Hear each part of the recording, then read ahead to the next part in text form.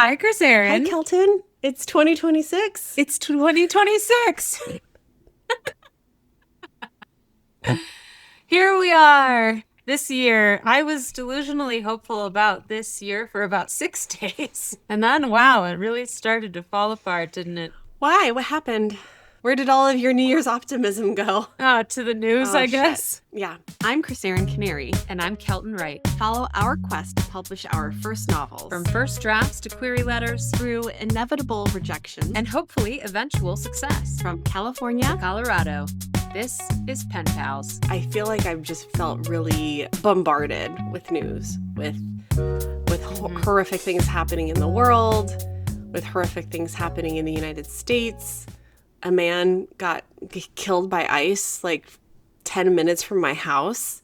And it's really hard to think about writing when all of these things are happening. It's really important to make art in the presence of fascism. But wow, is it hard? Wow, is it hard? I wrote about this in my Substack the other day where it was like, it feels like the only weapon I have is voice and pocketbook. And so, you know, those are the weapons I'm using. I would have liked to come out of the armory with something more powerful, but that's all I have so far. So we keep up the good fight. It's very difficult for me to focus on or feel like art is worth making in my little corner of the world when things are so turbulent and scary. You know, it's a nightmare. And I felt so silly working on my little memoir. But I did think of this podcast. It was like, Krisserin is going to want me to have done something. So I did not feel the same compulsion. To be fair, you had already done so much in 2025. You accomplished a lot where I accomplished raising a toddler. I feel like that is not generous to yourself. I feel like you did a lot more than that. You launched a whole new class. You wrote how many Substacks? You've created a whole new Instagram account. Yeah, but those are not what this podcast is about. So. Well, I mean, you worked on a novel. You started a memoir. I think you need to give yourself more credit. Thank you. I have no idea what I said my goals were at the end of last year for our break, but I'll tell you, I didn't accomplish whatever they might have been. Wait, where's our document? You wrote them down. You wrote them down. Any parent listening is going to be like, I told you so, but it turns out having a toddler home for Christmas break meant I did exactly nothing. I accomplished exactly nothing. And then shortly after he went back to daycare, I got the flu. So it's been slow, but this past week, I did make a bunch of headway on the memoir proposal, and I think mid next week it will be ready to send to my friend to review, which I'm so psyched about. So that is going to be sick. I love it. I also, well, I'm excited for you. I remember before we left on break, and it feels like it was a long time ago. I guess it was a month ago, so some time has passed. Yeah. You had mentioned that you weren't going to have daycare with Woods, and also you were dealing with some like client-related stuff. So whatever you got done is commendable in that time. I feel like I really needed the month to rest. You know, had a lot of family stuff with Christmas, and still like this Saturday or Sunday, excuse me, I'm going to my dad's side of the family. We're having our Christmas get together, so it's not even over for me. I have presents I need to wrap. But yeah, it's definitely difficult, but I kind of took it as permission to knowing that I was going to have, you know, I'm going on submission this month, and so there's not much that I can do until I meet with my agent. The thing I really have pending is my grad school application, and I did work on that. I'm pretty much got everything ready except for my essay I have written, but it needs to be shaped, and it's really hard to write. I might ask your advice on this because it's really difficult to write an essay when they're like, write a personal statement, answer these 5 questions. Yeah. You know, I'm like, okay, well, I want it to be a piece of writing in addition to answering these 5 questions, but it's really hard when they're very very specific. Yeah. So I'm working on that. And I'm also considering whether I want to use my speculative fiction novel as my writing sample or my Gustafson novel as a writing sample. I'm like, I don't know. Speculative fiction is very specific, and they might be like, oh, we don't really do this type of fiction here, you know? So I need to think about that a little bit. But yeah, that's pretty much what I did over the break. I really did a lot of bed rotting. I think I watched 4 full seasons of Housewives. It was fantastic. Yeah. Wow. Incredible. Yeah. Ben and I have picked up watching Love Island UK again. That was a big show for us while I was pregnant and during maternity leave. And so we've returned to our beloved young slags. Well, if not, this is such an aside, but if you are a Traitors fan, as I am, Maura Higgins, and oh, I know she's on it. Anyway, we're talking about that later. With her brand new face. She looks amazing. She looks amazing. Someone online was like, she looks like AI, and she does. She really does. Perfect. She looks incredible. She did not look like that when she was on Love Island. I mean, she still looks like herself, beautiful. But it just looks like she got beat in the face with the Hollywood stick so hard. And she looks great. Send the stick and to then my as soon house. As she opens her mouth. Oh, I was so like, mad because I love Portia from Housewives of Atlanta, and she was in the car when something happened, and she was like, Maura, you were there. She's like, I don't remember. I'm like, you cannot be this dumb. I thought she was the secret traitor because I was like, you cannot be this dumb, Maura. Like, you were on a show with really smart people. Get it together. Moira. You and your fanny flutters. And then Rob from Love Island US is on it too, who I think is. Yeah. Is he? Oh gosh, don't tell Ben, but it's like when I first saw Rob, I was like, yeah, it's cute. And then when I saw him on his season, I was like, oh God, I'm in love with him. He's Ted Bundy hot. You know what I mean? Like, yes. I can't. Yeah. You're like, I shouldn't. I was like, he's one of those guys that if we went to school with him, we would find him attractive, but we would just eviscerate him. We would make fun of him so bad all the time. That would be what I would do anyway. Because he's too attractive and he needs to be put in his place. He does. He deeply needs it. He deeply needs it. Anyhow, let's talk about writing. Not TV, which is all we've been doing is watching TV. So, no, but I mean, I did do some writing. I did my essay. I pulled up my short story, my clone short story. I've been working on that a little bit too, which is funny because the lawsuit, the 23andMe lawsuit's been in the news a little bit, which is kind of what inspired the short story. So it's been in the back of my mind. I'm having a really hard time finding an ending that feels right. You know, short stories are really hard. Endings are hard in any form. I feel like I'm pretty good about knowing how I want to end things most of the time, with the exception of the first book for Parasocial. My teacher, Mark, who we're going to talk to on this podcast, Mark Sarvis is a confirmed guest the next month, which is really exciting. He was kind of like, what if you didn't end it that way? What if you ended it this way? And I was like, and it worked so much better.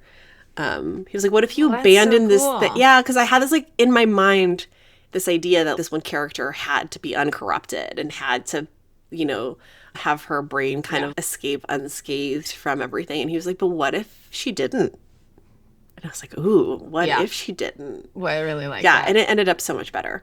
You gotta like let go. Sometimes especially with writing, killing your darlings is the way to go, and letting go of these things that like you feel like just have to be true. Sometimes like question like, ooh, maybe it doesn't have to be true, you know? So in my clone short story, I was like, what if she's not the one precious clone? What if another version shows up? You know? What if another clone shows up? And then the clone's like, no, this bitch has gotta go. So I'm playing. Have you read the latest V.E. Schwab? Yes, Bury Our Bones in the Midnight Soil. Yeah. Yes, because what you're describing just reminded me of the end of that book. That I did read. I read it over the summer, and I read it in I got it from the library. I read the actual physical book, which I don't normally do. That book is V. Schwab is so good. She's such a good writer. That book was excellent. It was fun. It was surprising. I love big epic storylines, lots of characters, and yeah, that was great. It was a Yeah, great ending. it was excellent and I hated it. You hated it? Well, I loved the writing and I'm obsessed with V.E. Schwab, but I closed that book and was like, damn it. I don't want to no I spoilers, just but I knew what was No going to happen. spoilers. I mean, you could kind of sense it, but she wrote three really unlikable female characters, which I think is, and like propelled you through the book to read about all of them. And I think that's like really amazing art. But you know, it's like I have talked about how much I love to like love a book and like leave and be like, yay, that was fun. I thought it was fun. And she, I I thought mean, parts of it were fun. retribution at the end was I pretty fun for me. I was like, yeah, bitch, get it. Yeah, totally. But yeah, I just was just like, ugh, these girls. Ugh. Yeah, I loved it. And also one of the characters is named Sabine, which is my daughter's name. So, Yeah, beautiful name. gotta love it. Gotta love it. Quite the So, character. what's going on with you, man? What's in terms of writing? So you're gonna send I know you're looking at me like, what the fuck are you talking about? Uh you're gonna Listen, I have been cranking against the newsletter. The Rewilding Winter Practice starts February 4th, and so that's been taking a lot of bandwidth. And I've been trying to really be gentle with myself that like I am writing that class. That class is not writing. And so that has taken a lot of creativity and a lot of bandwidth. And I have to like give myself the grace to be like, you wrote that. It still counts as writing. There's only a few spots left. It's almost sold out color me already. unsurprised. I don't know when this podcast comes out, but you should get a spot. The 20th There's only of 4 spots January. left. Well, then maybe it'll be sold out. You should check. But if you are ever like, I am out of touch with my intuition, I am making sloppy decisions, this is a class that will help get you back on track. So visit keltonwright.com/rewilding for that. I have made a lot of major headway on the proposal, which is really exciting because once I was thinking about this the other day, once the proposal is dialed and I can start querying agents, the writing time goes to the novel, which I got really excited about. Yay. I am really pumped for that. I know querying is, you have no idea if it's going to be like 3 weeks or 3 years or never. So I know that I have like a long runway of free writing time to allocate. So I'm pumped for that. How's your reading life going? How is my reading life going? My library announced a new challenge for the year, which is to do the Dewey. Doing the Dougie? Do the Dewey Decimal System, basically. So no. check a book out from each section of the Dewey Decimal. So I'm going to do that. That's cool. So that's 10 nonfiction books. I ordered a few books. I ordered a memoir about home, which I'll talk about after I read it. I ordered The Name of the Wind by Patrick Rothfuss. What is his last name? Oh no. Oh, you're looking at me. I'm just realizing I've only ever seen it written and I'm like, now I'm losing the letters, but The Name of the Wind is hugely famous. My new strategy is that the book that is in progress, I dedicate to one book now and I leave it open on the bar in the kitchen so that I can just read like a couple pages at a time. And some days that means I read 30 pages. Some days that means I read half a page. But it has helped me be like, that's the book you're reading. So that's my approach for Toddlerdom 2026. I like that. If it's in your face, you're kind of like, oh, I could do this instead of look at my phone. Yeah. That's great. Yeah. I increasingly just don't want to look at that phone. Same. I have been trying to cut down on my social media consumption time, which I did do because there was a week, I think at the end of the year, where I spent 17 hours on TikTok. What? What? Horrifying. But I think last week it was like 8 hours, so I'm getting better. Yeah, I have, besides working on my essay and a little bit of my short story. I've written a couple Substack essays and then just didn't publish them. I don't, Interesting. yeah, because I'm like, I don't know. I'm not trying to be precious about what I publish there, but I do feel like I want to publish something meaningful and substantial. And none of them, they felt hollow. Like I wrote a lot and then I was kind of like, this doesn't feel like it has a point. So I'm just going to leave it here for a I while, mean, you know? I almost didn't send one of the newsletters I wrote recently because I thought it was so bad. And then several people told me it was the best thing I've ever written. Love that. And I was like, well, I have no idea. I have no idea. I wrote this while I had a fever and I thought it was trash. So here we Yeah. are. I guess you don't know. I Um, need to like, I might, I don't know. I need to take like an essay writing class or something. Actually, Tin House has an essay writing class that seemed interesting that I was like, maybe I'll sign up for that. Um, and then in terms of reading, I've been reading historical romance novels because they're fun and comforting. And I just got into this author named Loretta Chase, and she's super fun to read. So that's what I've been doing. oh, Yeah, I'm just trying to nice. like slowly enter the year. I'm trying to acknowledge the season that we're in, reject the new year, push to reinvent ourselves. And when the spring equinox comes, I'll really, you know, I'll do my big Oh, push. yeah, I love that. That's my new year. All right. In the exact opposite of taking it slow, Krisserin, today we have an absolute productivity juggernaut on the podcast. I'm ready. JT I'm ready Ellison. to be inspired.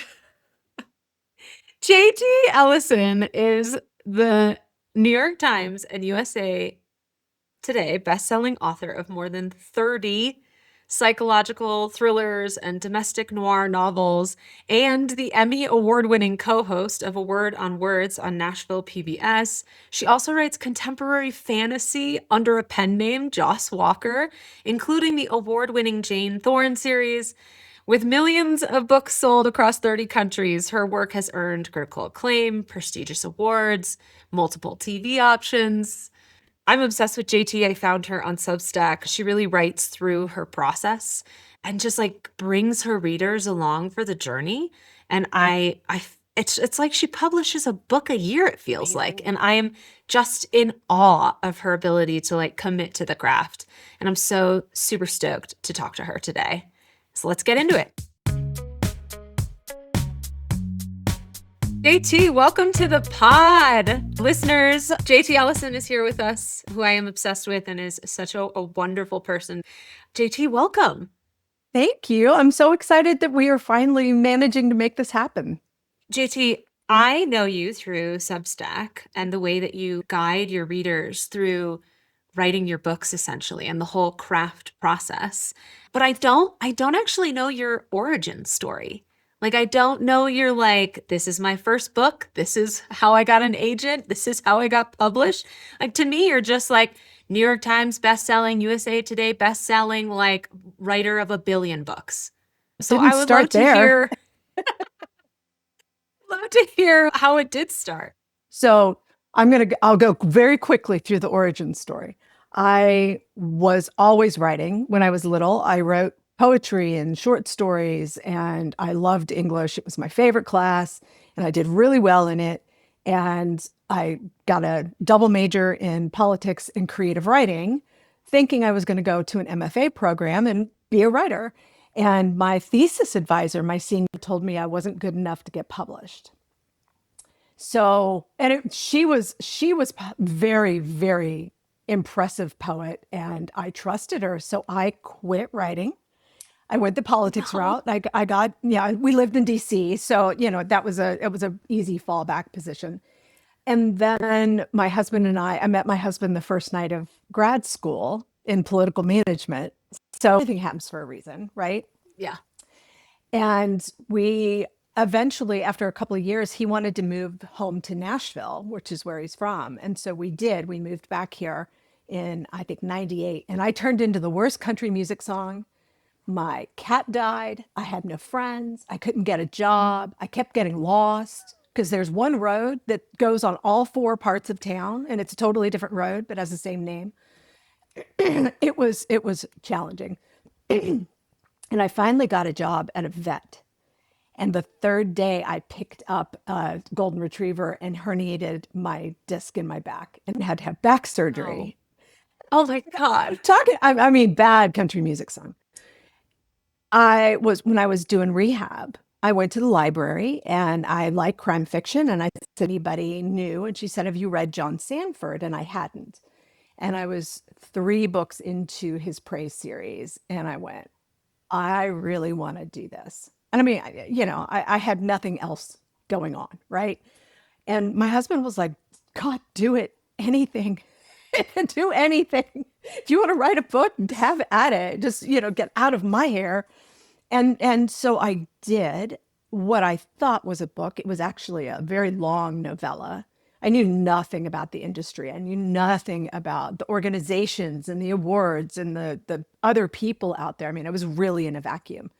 And then I sent it to every publisher in New York, to the publishers, not to the agents, to the publishers, and got summarily rejected. But one wrote me back and said, you have an absolutely beautiful writing style, but there's nothing original about this story. And that was an incredibly liberating kind of moment. And so I chucked that, I took the first paragraph, went back and rewrote it. And that was the novel that I got my agent with. So this was over, a 4-year period of, working and learning. I also went to a book signing, met my first author in person, real author, John Connolly is an Irish crime fiction writer.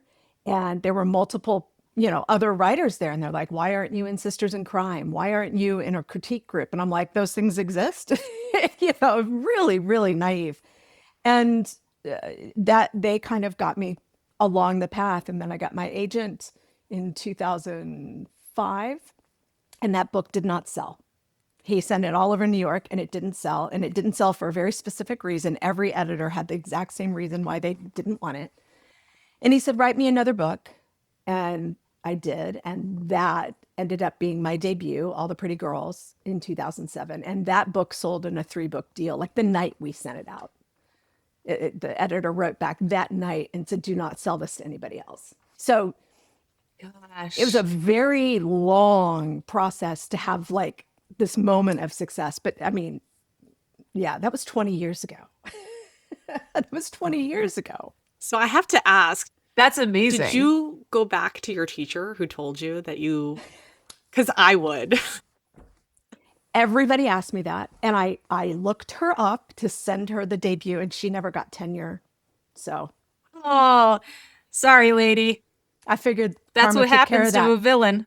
Karma took care of that. Totally. Honestly, like the one thing a teacher is supposed to do is to encourage and educate. So that makes me so mad. But you're not the first person who I've heard and where a teacher has been like, you don't got it, kid. Like what the hell? That's horrible. It's like you don't have it. It's, I'm really sorry, but that's just it. And I didn't at that moment probably, but with the proper guidance and the proper, teaching, I'm actually glad that I never got an MFA because I really have my own style and my own voice, and they would have stripped me bare from that, right? That they're like the Marines; they break you down and rebuild you in their own image.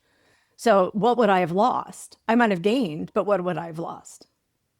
Yeah. It makes me think of a poli-sci professor I had who was like, this essay is really beautiful, but it's barely about the Idaho government. That was all the encouragement I needed to be a writer. I was like, we're leaving poli-sci behind. There's trees. That's really funny. I was also a poli-sci minor, English lit major. Oh, that's so funny. Yeah. So we're all on that same kind of, interested in the world and how to express ourselves in it. I think like that world building, you kind of want to know how the intricacies of it actually function. So you're like, where is the nefarious level here that I can mine for my own creativity? Yeah, no, absolutely. Absolutely. That is really funny. I'm curious, did you ever revisit that original book that you shopped around? So it ended up coming out as the 8th book in the series as a prequel story. I did. Oh, cool. I pulled it together for an anthology. They were doing an anthology of full-length novels, and like, do you have a novel in the drawer? And I'm like, well, I actually do. I've got one. And so I went through, I edited it, and and I addressed a couple of the really beginner things. When I'm reading, I was like, ooh, clunk, clunky, clunky. Fixed all of that and published it. And then my publisher came to me and they're like, well, why don't we put this out? And I'm like, all right. So Field of Graves is the prequel to the Taylor Jackson series, and it came out as the eighth book. Love that. Mm-hmm. That's so great. I Yep. mean, like Krisserin and I have a lot of projects stacked around, that we're like, one day I'll figure out what this does. But we're so fledgling. But that's what you do, right? Down the road, you realize where it fits into the canon and how to make it seamless with everything else that you're doing. It'll be there. Do you ever feel haunted by some of your past books? Like, I know we're talking about like mining old material, but is there ever material where you're like, shit? Yeah. There's my first books were very dark. Yeah. It was the serial killer era, and there were a lot of female authors who were in the romance side of things that were being moved into thrillers. Now, I started in thrillers, right? And I want to go to romance because it's like eventually, you see the world and it's like, I've seen everything bad. I've researched everything bad. Now I don't want to kill people anymore. I want to find a way to bring joy instead of entertainment. Not that my books don't bring joy on a lot of levels, but they are still kind of dark. And so some of the earlier books were really dark. Yeah. The darkest of them all won the thriller award. And I'm like, you guys, this is like, what are you thinking here? I appreciate it, but seriously? So They're like, maybe, what were you thinking? what were you thinking? I mean, it was really creepy. And, maybe I wouldn't have been that dark to start. I started when series were very, very popular. I really wanted to write a standalone. I tried to model my career after Harlan Coben and Laura Lippman, who wrote series in mass market paperback, because that's where everybody started back then, and then broke out with the standalone in hardcover. But yeah, I mean, Cold Room. Okay, so you see this? You see my citrine that I wear? Yes. The next book after The Cold Room was called The Immortals, and it was about some young Wiccans who are going to the wrong side of Wicca. And I started doing all this research, and turns out I am surrounded by soul practitioner Dianic witches. My hairdresser, two of my friends, I mean, all these people that I just had no idea until I had started mentioning it. I was Yeah. having nightmares during The Cold Room. I Yeah. mean, wicked nightmares, night terror nightmares. And when I was writing The Immortals, I didn't have any nightmares. And so when I was promoting that book, I actually spoke to the Pagan Unity Festival here in Nashville. And I was halfway through my talk and I was telling them about the nightmares. And this woman, she put up, she's like, I'm sorry, I don't mean to interrupt. I'm a sixth generation oracle, and you need a citrine because you are inviting this darkness into you and it is surrounding you, and we need to get rid of it. I picked this one out. It picked me out. It's kind of like my wand. The wand chooses the wizard and the citrine chooses the witch. And I have not taken it off since. And it really does knock down the bad stuff. So That's so I am quite amazing. literally haunted by one of my books and have to take It's so precautions. great. God bless that oracle in the audience. Right? She's like, babe, Babe, I got a no, solution for you. we're going to fix this. I was like, she was awesome. That's amazing. Yeah, it was really cool. Because that is really challenging material. Do you really want to get into romance? I'm curious. Oh my gosh, I would love to, but I get really psyched out because Emily Henry is one of my absolute heroes, and there's no way to recreate that, right? Abby Yeah. Jimenez also phenomenal. There's no way to recreate that, so it has to come from a really organic place, and I'm not there yet. I was going to ask, what Fair. romance But do you read if you are a big fan of it? Because that's what I was telling Kelton earlier. I like a lot of historical romance. And so I've been reading Loretta Yep. Chase, and the yearning, Oh, and I love there's a lot of history in those books, which I enjoy too. But yeah. yeah, well, so Emily Henry, Abby Jimenez, it sounds like more contemporary romance. They are Eloise, Jane, I love the Bridgerton stuff. I love the Hmm. Bridgerton remakes too. That's really fun. I read a lot of romantasy because I like Oh yeah. my theme of pretty much all of my work is women finding their power, right? That is where that's the world that I live in. And those books are very much women finding their power and being empowered Hmm. by the love interest. They find their power through the love interest belief in them. And Mhm. that's very attractive. So, and I love fantasy. So that's, You feel like I think that women write better thrillers because they have a better understanding of fear. it's a good theory. I don't disagree. I mean, that makes I perfect mean, sense. I mean, we're tapping into every this time, primal yeah. sense of, oh my gosh, what could happen? What is my worst nightmare? And our worst nightmares are very different than a man's worst nightmares. Absolutely. Yeah. Well, that's my theory and I stand by it. I But I I agree. also like this potential pivot into romance. It would be Obviously, fun, right? Rob Reiner was, yeah, Rob Reiner was recently in the news, and that came out that story that when Harry met Sally, they were supposed to end up not together. But he met his wife while creating that movie and was so filled with joy that he was like, no, they fall in love. They fall in And I love. love that Yeah. pivot of like what joy in your life can do for joy in your art. Um, so I'm Oh, there's excited an to see you essay. tackle that genre. There's an essay, Kelton. Yeah. I want that one. I want to read that one. Yeah, I need I need to stop writing about what happens when my pets die. But I do think you have a great country song with I picked up a retriever and I threw out my bath. The lyrics just write themselves. So, how do you metabolize the dark material? I guess in conjunction with that, I sort of want to ask like what is your writing process and how does that Mhm. like fit into your life so that you can put down a murderer? Yeah, that's so, it used to be we'd go to bed listening to forensic files. And that probably why I was having all those nightmares. But I don't do that anymore. I actually avoid it. Like it's like caffeine after 2 o'clock, no murdery stuff. You know, I like that um, boundary. yeah, it's a good boundary. I certainly don't read thrillers before bed. I mean, it's just like that's a rule. That helps keep it light. And I read, I switch. Like I'll read a thriller and then I'll read a romantasy. I'll read a thriller. I'll read a nonfiction. I'll read it. And so I'm not like just inundated with that darkness. And the process for it. I mean, I have a really. I'm not a morning person. I'm not a morning. I want to be Lisa Unger, who gets up at 4 o'clock and writes for 3 hours before the house. No, that's just not me. I have to force myself to go to bed at night because I'll be up till 2, 3 in the morning, right? So I sleep in and I read the paper on my phone and I read the news and then I get up and have breakfast and then I read. I'll read whatever I'm reading, definitely more thrillers in the morning.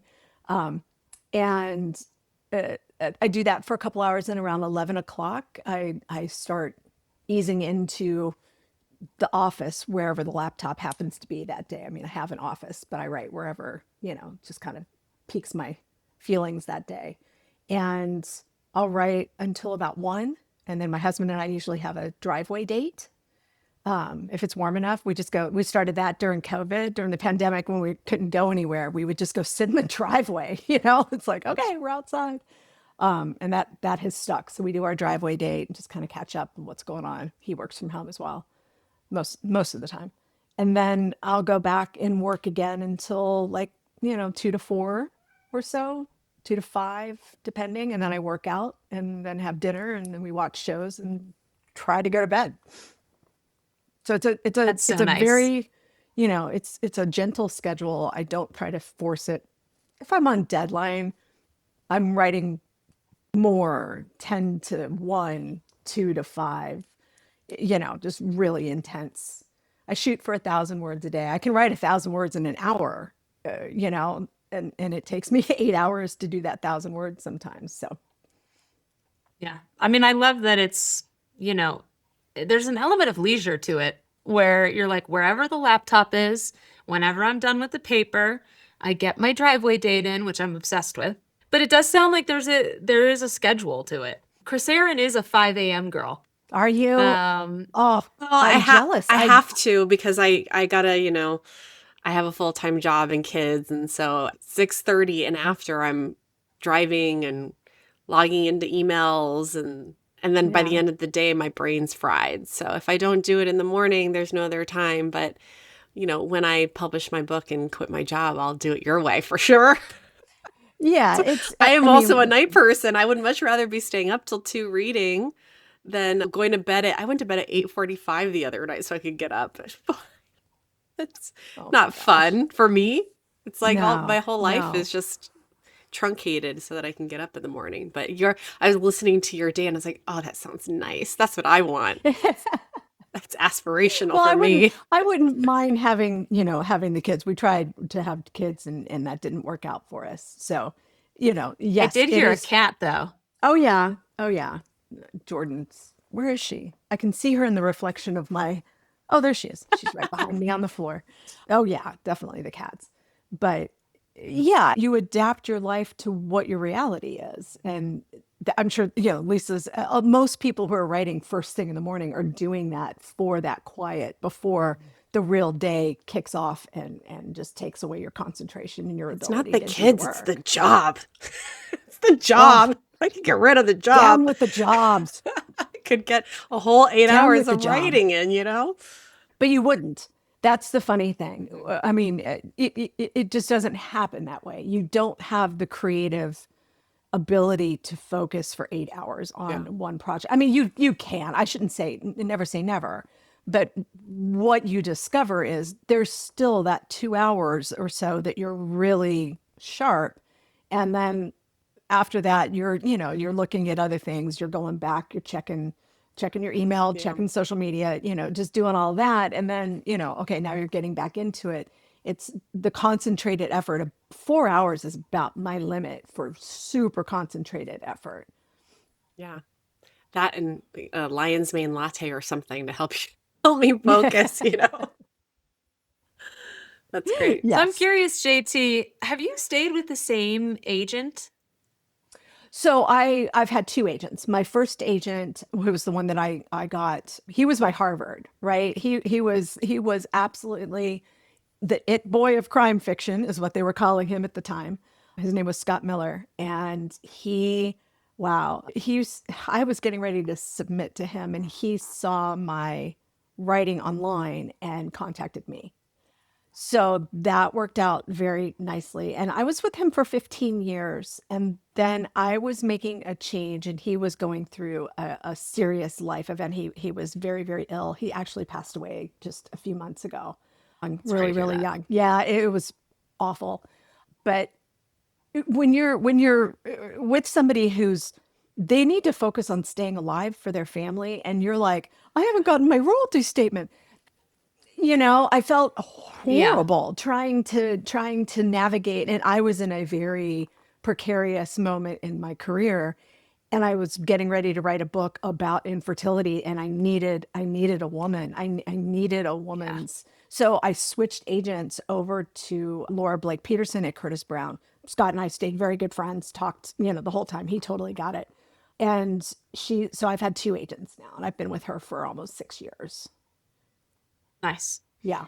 Nice. Yeah. I mean, that sounds like so you have to make those transitions for Some yourself and for other people. Exactly. Sometimes, I was transitioning away from the kind of work that we were originally doing. And, the standalone career, I'd stopped co-writing. I mean, it just was a moment that I needed to make a shift. And it was a good decision. It was a very hard decision. Very, very hard decision to make. I, I can imagine. Yeah. Tell me about co-writing. That's something that Krisserin and I have joked about doing, and she started, and I dropped the ball. But I'd love to hear how that works and how the chemistry helps. So the chemistry of it, you need two personalities that are the same. You need two type A's. You can't have a type A and a type B, because nothing will ever get accomplished, right? So you have to have the same kind of work ethic and plan. I was a work for hire for Catherine Coulter, who is, if you want to read some good romances, Krisserin, that is old Catherine Coulter, some of her regencies. Wow, really, good stuff. I'm waving here. Add it to the list. Yeah, really good stuff. So she is one of those who was a romance writer who pivoted into thrillers and was reading. I was reading her FBI thriller series for years before all of this went down. And she was looking for a co-writer for an idea that she had had about a Brit in the FBI, a British special agent with MI5 who comes and works with the FBI. And it was really kind of all the rage for the brands to get a co-writer. And we happened to be at the same agency. And Scott told me, he's like, hey, Catherine Coulter's looking for a co-writer. And I was like, I don't think that would be a good match, right? And he was like, I don't know, I'll put your name forward. And I was like, all right. And then we never heard anything. So I kept on my path and did a new deal with my publisher. And we closed that deal on Friday. And on Monday, he called me first thing. He goes, you're about to get a job offer. I'm like, what? And so she called, and all I remember is laughter. She's an absolute hoot. And she's just cracking up. And she was like, you're going to come out here to California. I mean, she didn't even ask me, do you want to do this? She just kind of announced that this was happening, which was basically the entire the sum total of our relationship. She's just a force of nature. And it was really great for me to see how a #1 New York Times bestseller works, the work ethic, how the business works on that end of the spectrum. And the co-writing itself, I would go out to her house and we would plot out the book, and I would come back to Nashville and I would write the book over the course of the next several months. And then I would, checking in with her. Here's where I am. I'm having trouble with this. Yeah. What should we do here? At one point, we were like on the phone typing. I'm putting words. It was a really symbiotic relationship.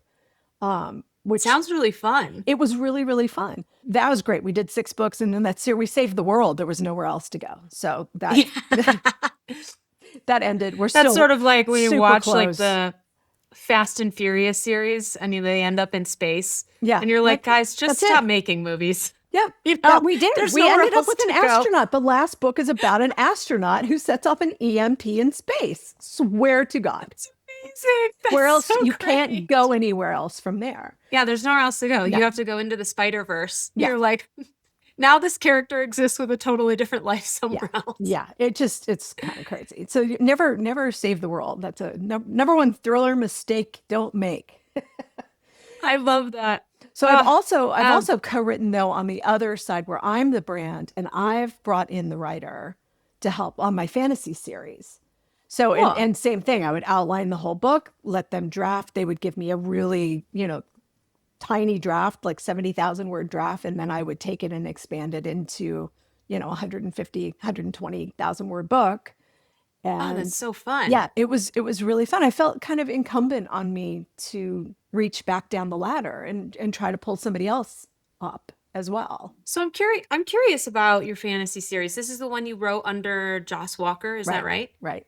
Tell me about having a pen name when your own name is already famous. Like what?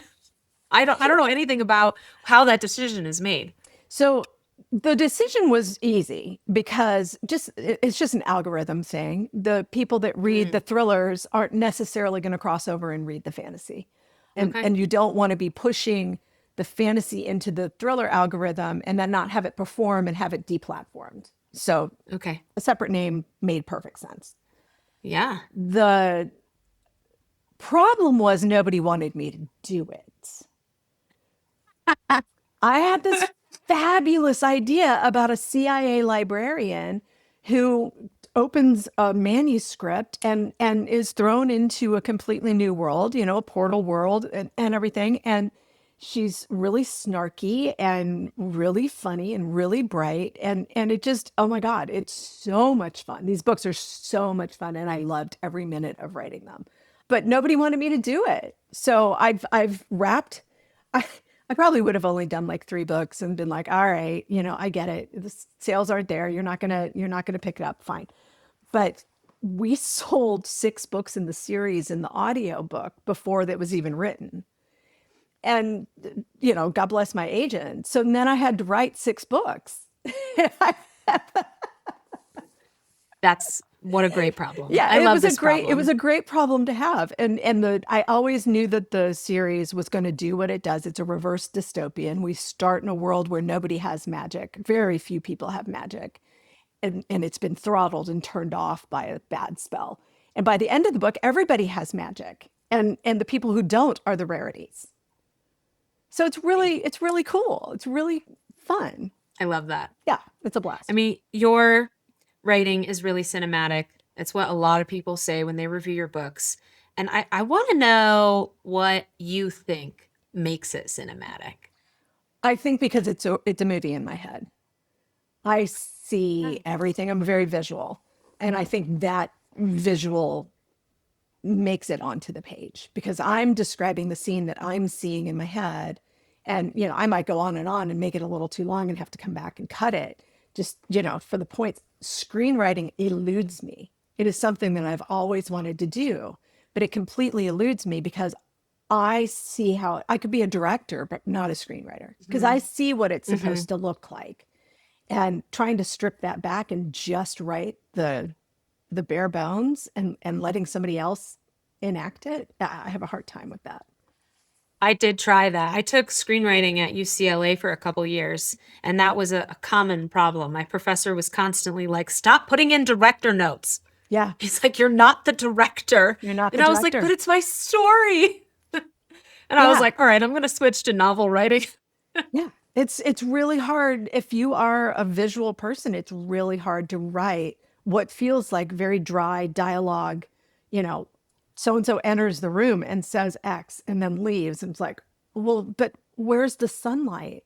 What are they holding in their hands? What's the look on their face? What are they wearing? I need to see it. And I feel like the dialogue doesn't land for me when I'm reading it unless that is included. Yeah. Like if I can't see how they're saying it, then they could be saying it 9 different ways. Yeah. One of the best, and I read a lot of screenplays. I'm super into, especially adaptation. I'm really interested in adaptation. But one of the best screenplays I've ever read was the pilot episode of Californication. Oh my gosh. Found the balance of dialogue and description. And I could see everything. It was really great. If you haven't read it, you should check it out. It's pretty cool. Oh, I will. I haven't read it, nor have I ever seen it. Horribly raunchy. Just heads up. Great for me. Yeah. I mean, I was telling Krisserin in our intro that I'm watching Love Island UK. Okay.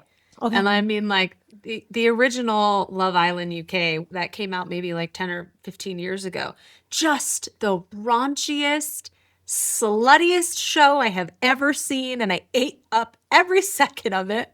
I'm like, sign me up.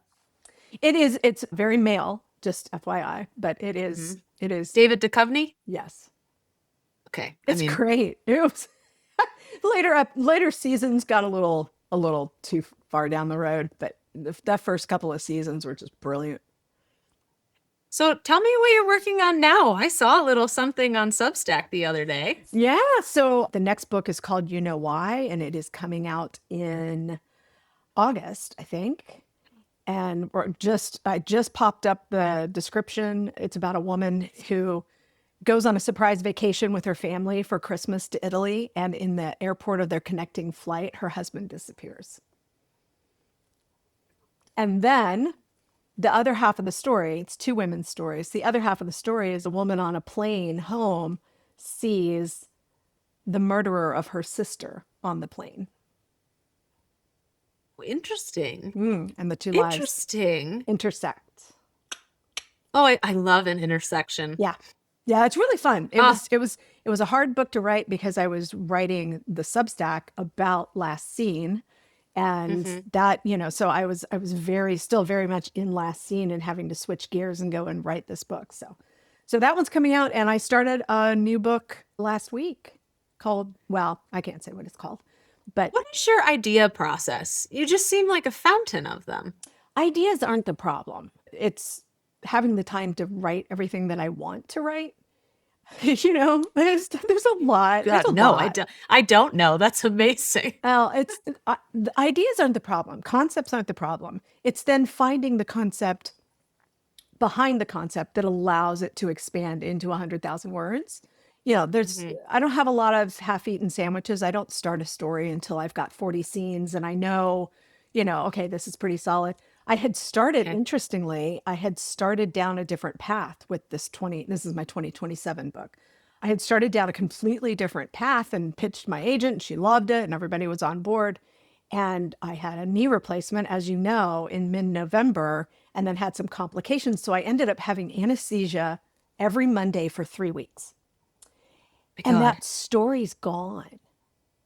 It's not, No. I mean, I still know it in its amorphous Yeah. form, but all of the thought process, everything, all the path that I was down with it's gone. I just could not make it work when I sat down. I was like, all right, here we go. No, Wow. we don't. So, sometimes it just that doesn't happen the way you want it to. Yeah. Yeah. I mean, It's anesthesia be still, damned. it's still art, right? It's still art, even if Yeah. we're disciplined and controlling it and,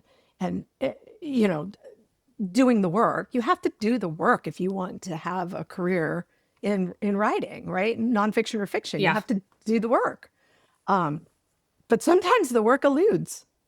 The dude Yeah. abides and the work eludes. That's your new bumper sticker. Yeah. What part of the process, if any, do you not like? Usually about 70,000 words in, I lose everything. I lose all the threads. I lose the point. I don't know where it goes. I don't know the end. I would rather jump off a cliff than write any more of the book. And that is usually the moment, yeah. And I start reaching out to friends, and I'm like, "Ugh, I hate this book. It's so stupid, blah." And they're like, "You're at 75,000 words, aren't you?" I'm like, "Yes." And they're like, "Uh-huh." Because I mean, it's just every book. I hit this wall right there right as we're coming into the most important part of the book, big, huge wall. So that's my least favorite, is that I think it moment. is about that point. I don't know my endings. Right? Mm. So it's super important at that point to have to figure out how you're going to stick the landing. Yeah. Or I do know the ending and I don't know how to keep the suspense going to get there. So it's Yeah. one or the other. That is something I'm struggling with my novel that I haven't worked on in a little while.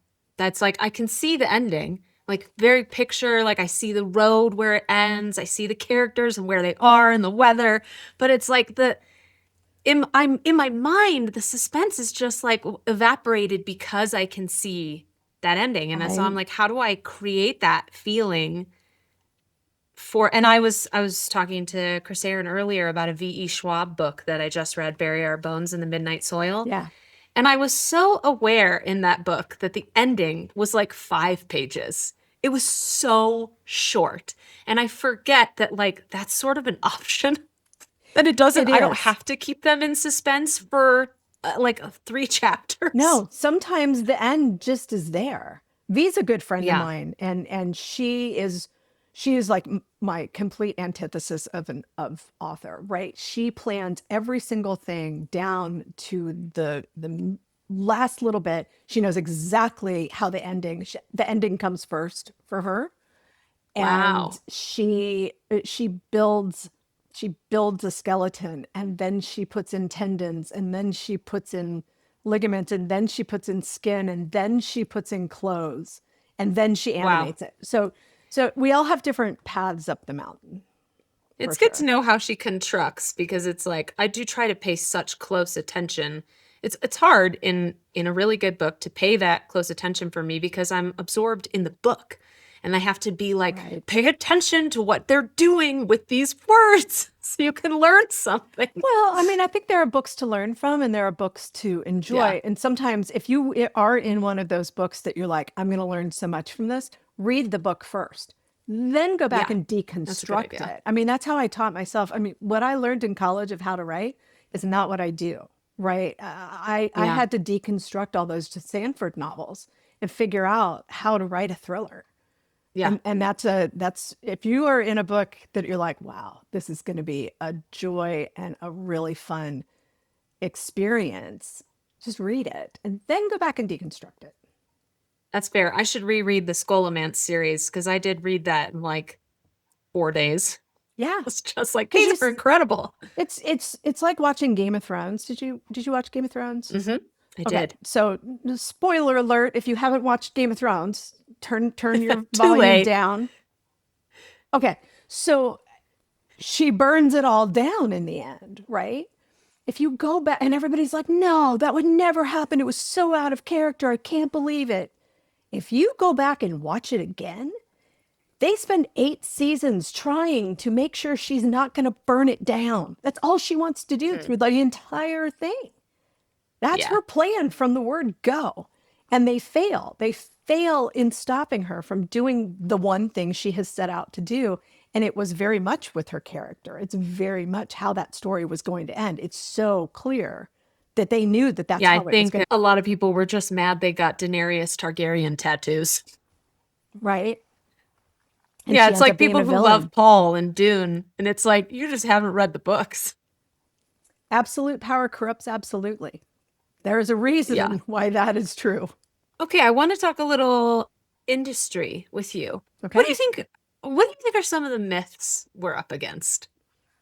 Oh my gosh. I mean, the whole lead up into the holidays, there was a lot of talk about track, sales track. It was everywhere over Substack. I read at least 10 pieces on it. And the myth is you can't overcome a sales track, right? If you have a negative sales track, you're done, or you have to rename, rebrand, start over. And that is not true. If you write a book that they cannot ignore, it will supersede any negative sales track. I mean, that's just the truth. I've had it happen with me. I've watched other people do it. I mean, yeah, it's not great to have your sales declining instead of going up, but there are moments where you have a book that's sheer genius and they're going to buy it and they're going to promote it and it's going to start everything over for you. So it's all about the work, not about the numbers. Yeah. I mean, that's good to hear. I was asking an agent on Substack in late November. I was like, is it true that I shouldn't query in December?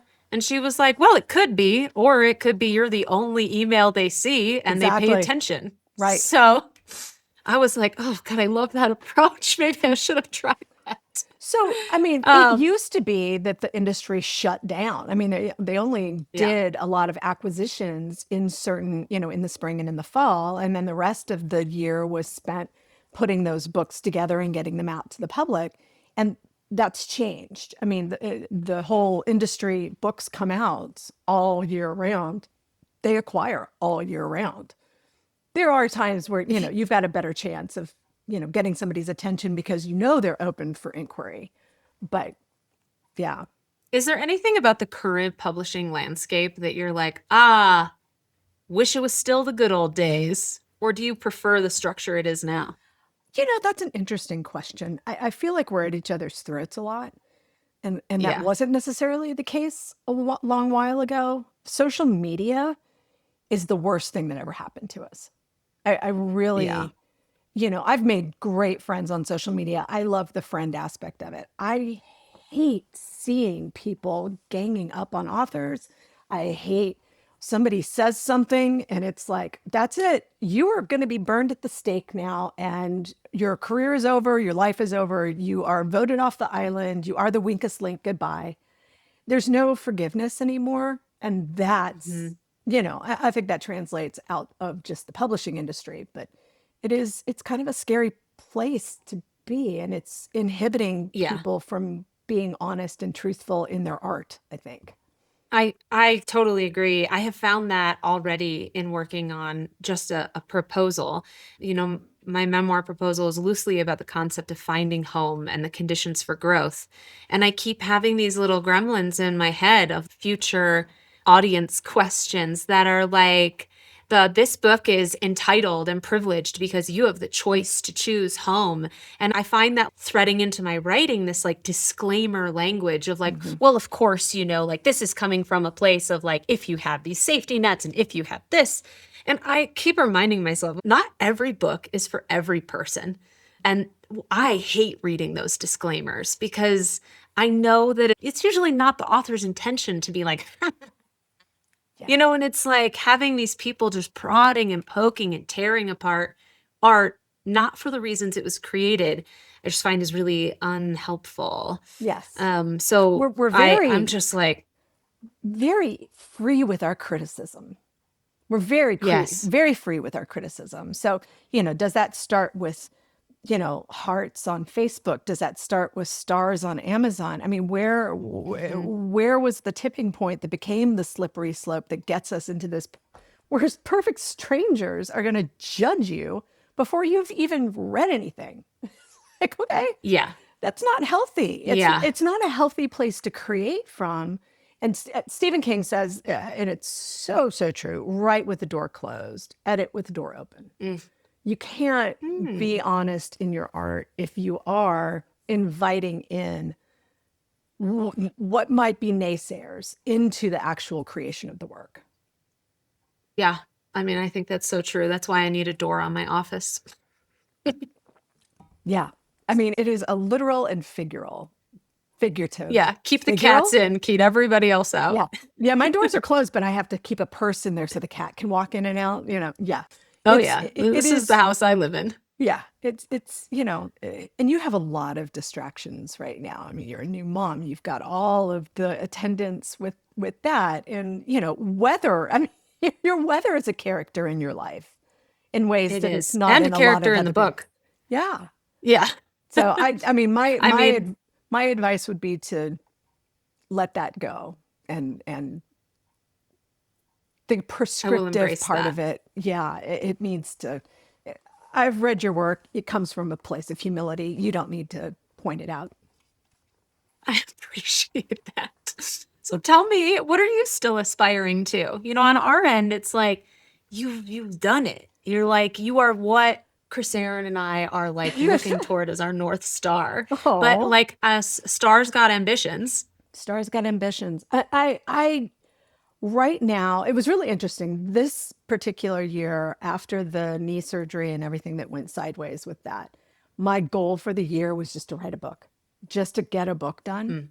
And that is something that I've actually been working toward for 20 years. To actually just be able to focus on writing a book and not have to blog, not have to promote, not have to do side projects and co-writing and all of those things. I've been pedaling really hard for a really long time. And the ease is something that I'm trying to embrace. We were talking about the schedule earlier, that it feels very flowy and ease. And that's the goal for me, is to be able to know my schedule, to start the book at the same time every year, to have built-in breaks, be able to go on vacation, travel the world, go see things, experience new lives, experience new people. That's what keeps your art fresh anyway. Yeah. And be able to do that without the sort of Damocles of, you've got this deadline, you've got that deadline, you've got to do this, you got to publish this, blah, blah, blah, blah, blah. So that's my goal. My goal is to lean into the ease of, I've done 20 years of scrambling. Now it's time to let the work speak for itself and just write a book a year and enjoy it. Enjoying it I love is that. the most important thing.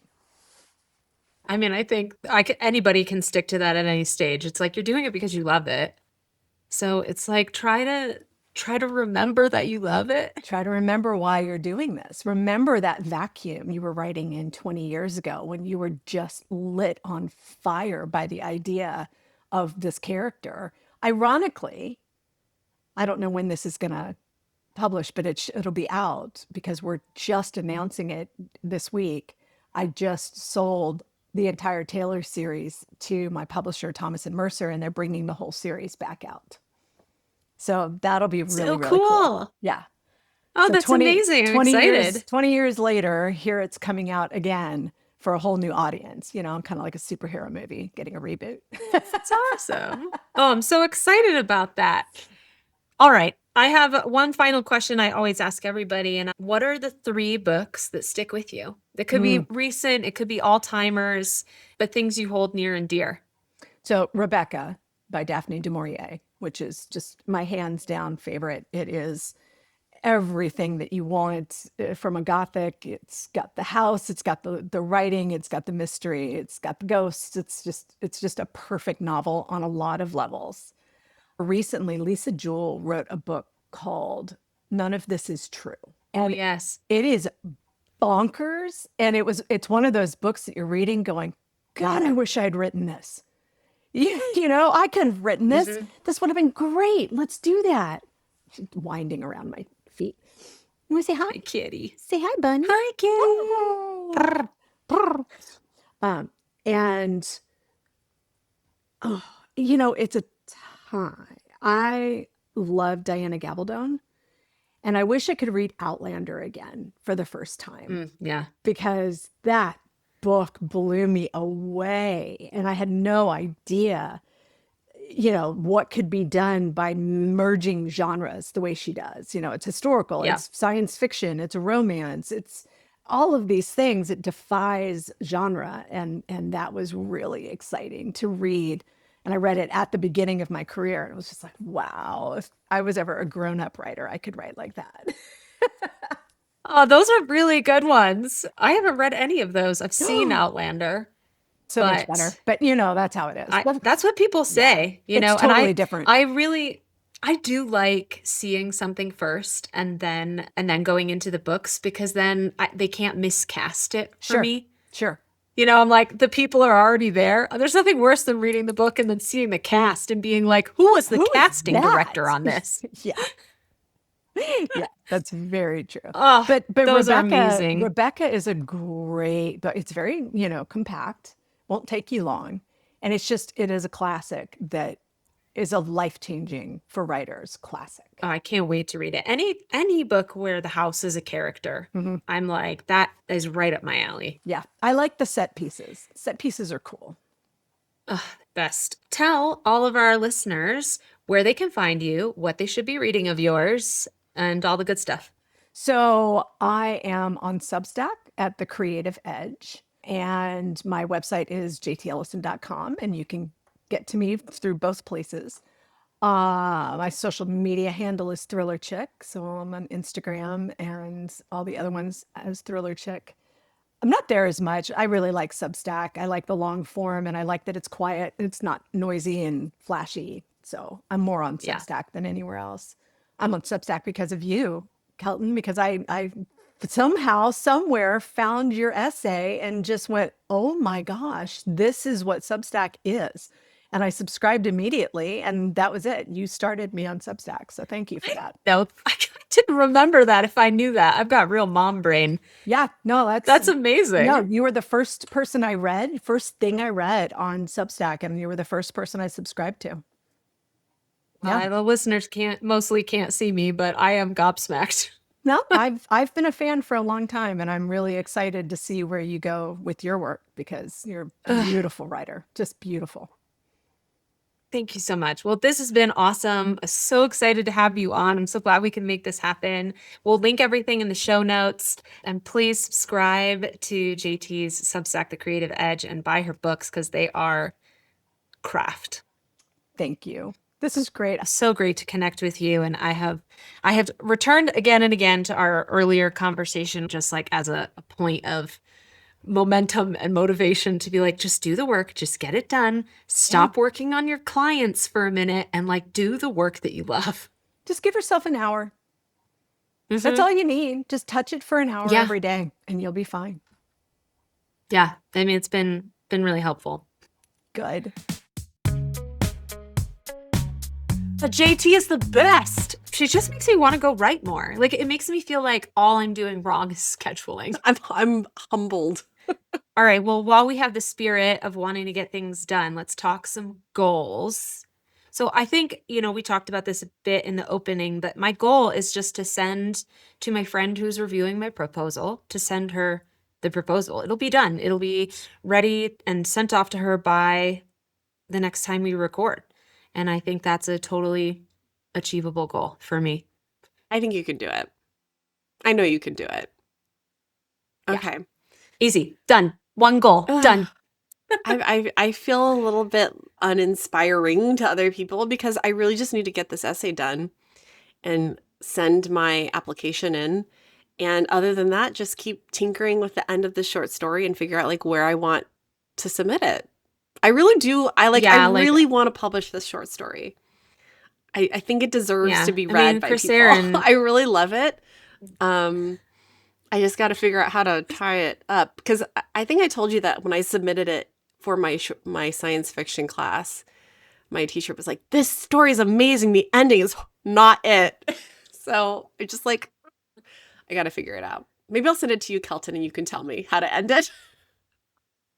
I would love to read it and spitball. I don't think I'm going to come up with your No, ending, I don't expect you to. Nor would I want you to. But yeah, totally. But I do, when other people give me ideas, it does gives me such conviction in what's not right.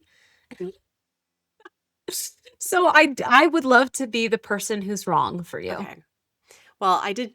Also, I just have to backtrack a little. Be like, you're not uninspiring for applying to a grad school program. Oh, Krisserin, just like dedicating her life to the craft. How boring. Thank you, Kelton. Come on. Well, I'm not. Come on. I'm still in this weird in between zone. You know, I feel really disconnected from my book. I feel really disconnected from writing in general. I don't want to start a new project because I don't want to have to shelve it and then pick something else up. So I'm just like, and I'm trying to give myself space from the second book because I did finish it before Thanksgiving, but I still feel like I need it to ferment a little bit before I go back to it and just tear it apart. So I think that's fine. It's the season we're in, I guess. Yeah.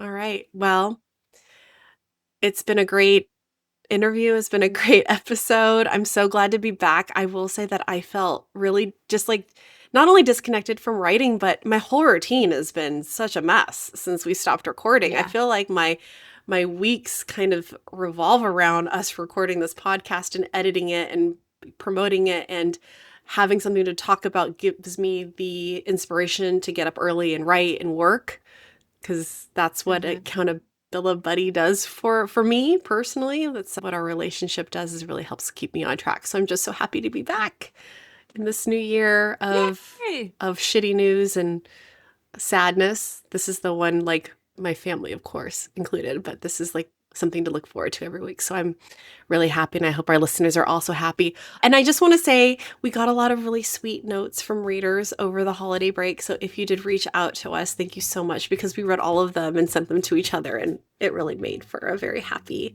end of year to hear such nice words from everyone out there who listens. So please, if you are so inclined, we'd love to hear from you and answer any questions that you have. We love responding to listener questions. If you want to reach us, you can do so at officialpenpalspod@gmail.com.